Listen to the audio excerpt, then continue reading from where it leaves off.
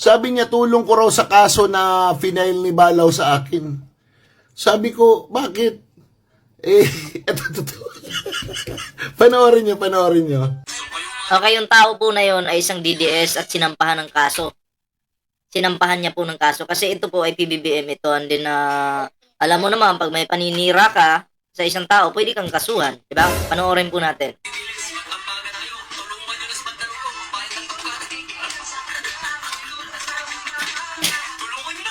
Ayan panoorin niyo po. Oh, 'di ba? Yan. Sabi niya kasi tulungan ako. Eh, syempre naawa sa akin yung kaibigan ko. Oh, alam naman niya na wala rin akong pera. Oh, Yun yung problema. Maghahamon-hamon ka ng kaso tapos wala ka palang pera. 'Di ba? At yun yung problema. Babanat ka na may halong paninira below the belt tapos pag nakasuhan ka, 'di ba? Magsasabi ka na wala naman akong pera. Oh. Siya po ay isang DDS. Napilit niyang pinaglalaban yung mga kapalpakan ni Digong, ni Sara Duterte. 'Di ba? Yun po yun. So nakakahiya, 'di ba? Nakasuhan ka. Ang yabang-yabang mo tapos ngayon nakasuhan ka, 'di ba? Ang problema dito mga pre, marami pong mga garbage creator na yung ginagawa po nila, yung mga kaso-kaso na yan, pinagkakakitaan po nila. May mga ganun po, 'di ba? Na makikipag-away sila para pag sila'y nakasuhan, yung iba manghihingi ng tulong na para pangkaso kuno, 'di ba? Pang lawyer, 'yun yung problema eh. Marami pong ganoon na mga garbage creator, 'di ba? Pag nakasuhan, hihingi ng tulong sa iba. 'Yun yung problema, 'di ba? So, isang DDS garbage creator na sampahan po ng kaso. Wala naman akong problema sa kanya, wala naman akong galit sa kanya, no? Wala po akong galit. Kaya nga lang, ang magkaiba tayo ng sinasamahan eh. Siya DDS, ako andito sa administrasyon. Pero sila palaging may pagbanat sa administrasyon. Yung iba nga doon below the belt na, 'di ba? Oo. Kaya kung mapapansin niyo po, merong isang PBBM supporter din, no, na talagang sineryoso po siya at kinasuhan po siya, 'di ba? So ito po, no, bago po natin ito dahil sa content, bago po natin ito ituloy-tuloy yung ating reaksyon patungkol dito sa video na to. Yun na nga, no, meron po tayong meron po tayong Facebook page. Asan na ba yung ating Facebook page dito? Ito po, no, Ballpoint Man 2.0, huwag niyo pong kalimutang i-follow yan. At syempre, meron din po tayong Team Birador. O, diba? May Team Birador din po tayo mga pre. At syempre, mga pre, okay? Sa hindi pa po nakasubscribe sa ating YouTube channel, huwag kalimutang mag-like, share, and subscribe para naman po maging updated po kayo sa lahat ng mga uploads po natin. Okay, and syempre mga pre, meron din po tayong TikTok, Ballpoint Man 2.0. Huwag niyo pong kalimutan yan. Pero pag DDS ka, huwag ka na mag-subscribe. Wag na. Doon ka na lang sa mga DDS garbage creators. Okay? So, eto na mga pre, no? Bigyan po natin ito ng reaksyon. By the way, fake lang po yan. Nag-content po kami kanina, ha? Pero, ang meaning po nitong tattoo ko na to, ang meaning po nito, 118. Okay? May meaning po yan. Naku, wag kayo. Ang meaning po nito, one day, one eat. Diba? Hindi naman po tayo katulad ni DDS, reklamador. One day, one eat. Yan po yung meaning niyan, ha? Syempre, dapat pag nagpatato kayo, yung meaning, may meaning talaga. Tulad nung may tattoo sa mukha, no? Sige, ito na. Tuloy po natin ito. Ituloy natin yung ating reaction. dahil sa content na ito ni Balaw, may kaibigan ako na nag-Gcash sa akin ng 19,987, parang may bawas yata, pero 20,000 daw pinadala niya. Ayan, no? May pa-Gcash sa kanya. 'Di ba? Makikipag-away kayo, tapos pag nakasuhan kayo, hihingi kayo ng tulong sa iba. Or sabihin na natin, okay, hindi mo talaga ito hiningi. Kusang binigay. 'Di ba? Pero tama Tama ba? Tama ba ito na parang, teka lang, piniplex mo pa? No? Ipiniplex mo pa, oh, ito ako ngayon, oh, may pambayad ako sa lawyer, oh, may tumulong sa akin, oh. 'Di ba? Nakakahiya. 'Di ba? Nakakahiya 'yun. Kasi ang yayabang yung mga DDS sa social media, eh. 'Di ba? May iba pa nga diyan naghahamunan pa nga kayo, eh. 'Di ba? Kung saan-saan kayo magkikita, naghahamunan kayo tapos ngayon hingi lang pala kayo ng tulong. Tama ba 'yon? Ang problema kasi dito, yung iba, pwede 'tong gayahin ng iba, eh, na alam mo 'yun, yung mga kaso-kaso na 'yan, pwede nilang pagkakitaan 'yan, 'di ba? "Ay, may kita pala dito sa mga kaso-kaso na 'to. Oh, ay pwede na 'to. Sige, gagayahin ko yung iba diyan na manghingi din ako." Sabihin kahit meron naman siyang pera, ha, na pang-lawyer niya, pero ang gagawin niya, manghuhut-hut sa mga OFW. Hindi ko sinasabing siya, pero maraming gano'n. 'Di ba, na manghihingi ng tulong kahit may pera naman siya, eh. 'Di ba? "Ay, nakasuhan ako, sige manghingi ako sa mga supporter ko. Oh, kasi may kaso ako." 'Di ba? Oh, 'yan yung problema. Oh, tuloy natin. Oh, ngayon lang. Oh, sabi niya tulong ko raw sa kaso na final ni Balaw sa akin. Sabi ko, bakit? Oh, tamo ha, may kaso ka pala, eh. Kinasuhan ka. 'Di ba? Kasi ang palagi kong nakikita dito sa kanya, sa mga content niya, napapadaan lang naman ako, yung personalan ba? 'Di ba? Personalan na yung ginagawa niya. Hindi, alam ko DDS ka, pero dapat nagpo-focus ka dun sa ano, sa pinaka-issue talaga ng inaaway niya yung ano, eh, Marcos administration, eh, 'di ba? Nagpo-focus kayo dapat sa issue, hindi kayo nagdadagdag ng kwento o nagbabawas. 'Di ba? Oh, tuloy natin. Pero at tingnan nyo, isang DDS garbage creator na sampula na. Hindi po ang administrasyon yung nagkaso, ha. Yung supporter ni Pangulong Bongbong Marcos yung nagkaso. Eh, eto, panoorin nyo. Oh, siya po yung nagkaso, ha. Oh, siya po yung nagkaso.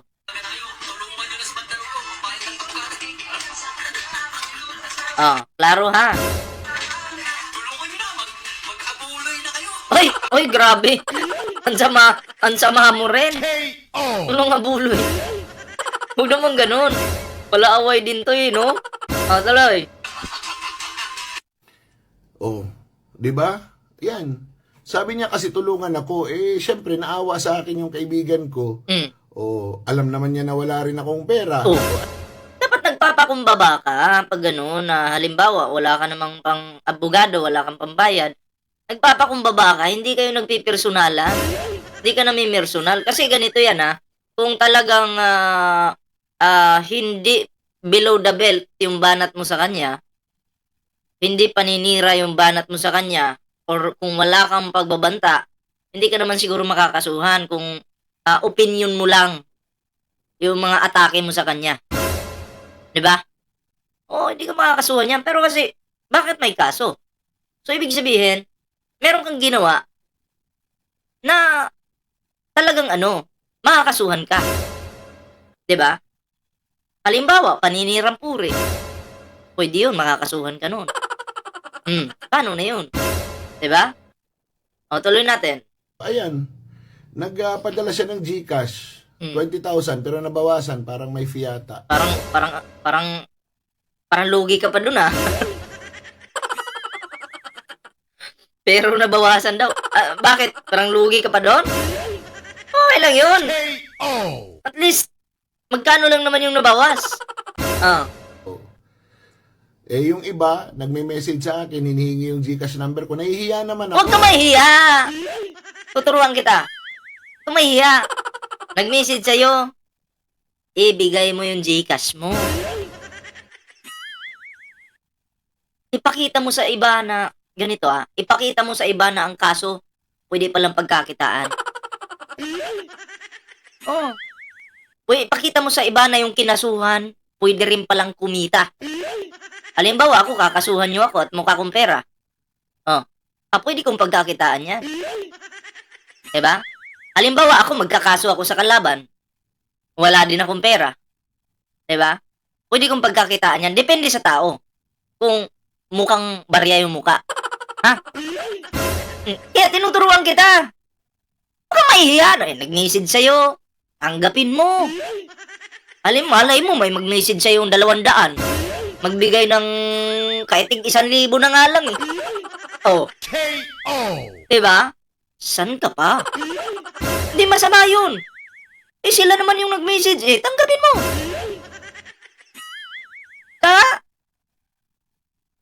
Tapos yung kaso nyo, i-promote nyo ng i-promote sa inyong mga TikTok para aware yung inyong mga supporter. Kasi pag na-promote na yung kaso mo, maraming magkaka-interest niyan. Marami. I-message ka ngayon. Idol, pwede ba kitang tulungan sa kaso mo? Magbibigay ako ng kaunti. O, tamo. Eh de, tiba-tiba na. Wag mong tantanan yan na mawala yung issue sa kinaso sa'yo. Ang gawin mo, paingayin mo ng paingayin. Paingayin mo, i-content mo ng i-content kung pwede oras-oras eh. Diba? Para malaki yung ano, alam mo yung ganun. Ganun lang. Tinuturuan kita. Oh.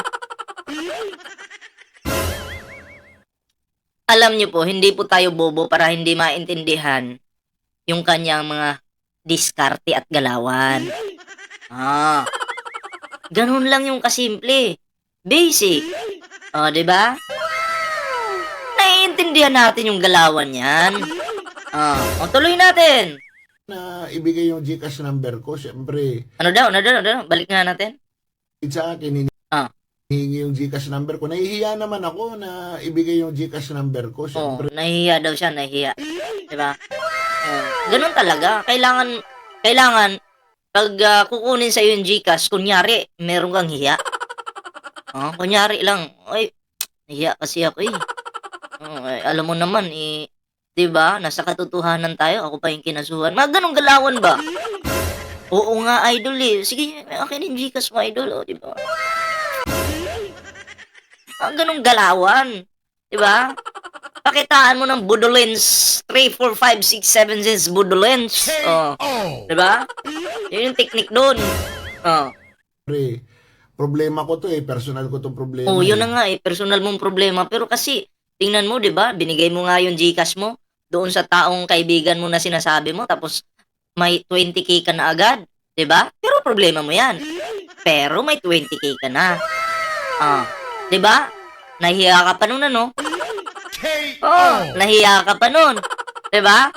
Sana all. Ako, gusto ko na rin gayahin ikaw eh. Na mahilig mahiya para, paano ba yung mga discarding ganyan? Oo. Diba? Klarong-klaro eh. May mga nagme-message sa akin, ano GCash number mo, sir? Tulungan ka namin. Di na. Yung Hindi na. kaibigan ko, okay lang yun. Tinanggap ko dahil tinanggap ko yung kaibigan ko. Okay lang yun. Okay lang yun. I-content mo ng i-content para pilitin ka nila na kunin yung GCash mo. Siyempre, no choice ka. Sige na nga, ibigay ko na nga. Oo nga eh, nasa katotohanan tayo, pero tingnan mo, kinasuhan tayo. Gawan mo ng malupit ang drama.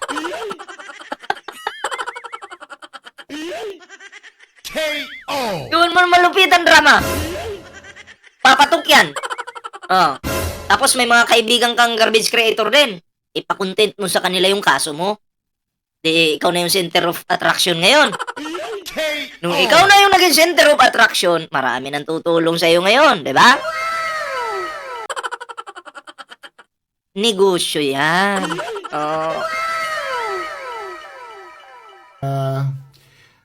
Pag siya naman na may problema, tumutulong din naman ako sa kanya. Pag siya din naman may problema talaga, talaga naman tumutulong ka. Ganun naman talaga yung magkaibigan. Nagtutulungan, di ba? Pero salamat Salamat pre Salamat. Salamat to. Ay, nagpasalamat siya. Kaya ako po, Sa mga DDS dyan, nananawagan ako sa mga DDS na kupal, ha? Tulungan nyo po ito, may kaso. Bigyan nyo naman ng ano, ng pang-lawyer niya kasi, kahit, at least kahit paano makatulong kayo sa kanya, no? At least, kayo pa rin yung lugi. Kasi, malay mo, may magbigay sa kanya na 200 katao, tig 1,000. O, may 200,000 siya. Oh, tapos, kukuha siya ng lawyer. Magkano yung acceptance fee ngayon? Acceptance fee is nasa 50K. Pag private lawyer yung kukunin mo. Tapos, plus 30K, 80K. Di ba? So, meron pa siyang 20,000 kung ganun. Para sa sarili niya yun. Diba? At least may kaso siya. Posibleng mangyaring ganun eh. Okay, tulungan nyo. Hindi naman niya ginagawang negosyo yan eh. Nagkataon lang kasi na may kaso siya. Hindi na kayo naawa sa tao. Tulungan nyo naman ang DDS na to. Diba? Sa tulong mo. At saka sa mga gustong tumulong pa, Sa mga gustong tumulong pa.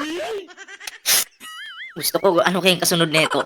Sa mga gusto pong tumulong pa. Eto na, makinig po kayo ha. Sa mga gustong tumulong pa. Paano ba yung proseso? Sige, para malaman natin. tulungan natin yung iba Yung iba! Sinong iba? kinasuhan niya. Huwag na lang ako. Huwag na lang ako. Pero i-reverse nyo po yung sinasabi niya. Ganon po talaga yung mga diskarte ngayon. Parang si Digong lang. 'Di ba? Parang ito. Wag nyo na daw, yung iba na lang daw muna yung tulungan nyo, wag na siya. Pero i-reverse nyo yun. Yun yung totoo. 'Di ba? Wala namang ibang kinasuhan, kundi siya lang. Meron bang ibang kinasuhan? Ikaw lang naman eh. 'Di ba? Bakit tutulungan yung iba? Wala namang kaso. Ikaw lang yung may kaso. 'Di ba? Tamo? Mukhang iba talaga pag DDS, mga madiskarte ba? No? Madiskarte. Iba na lang. At saka yung ibang magfa-file ng kaso sa kanya. Kasi ako na yung sa lahat ng gustong magkaso kay Balaw, mag-contact kayo sa akin. Yun, may kontak, gagawa ng GC. And then, syempre, pag may GC at may mga ganyang kaso-kaso, kailangan mayroong ganun. Mapapag-usapan talaga yun, yung ganun. Diba? Sige, tuloy.